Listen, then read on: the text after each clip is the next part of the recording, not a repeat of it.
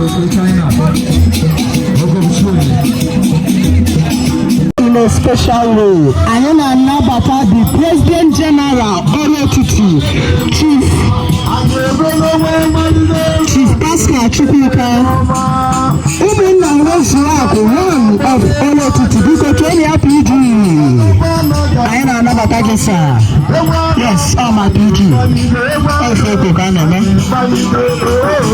I actually from Madina Field there.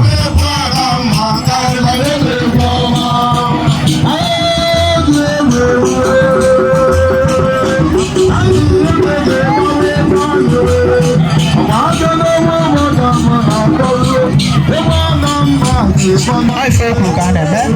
I don't have a mother. I don't not tell my mother. Yes.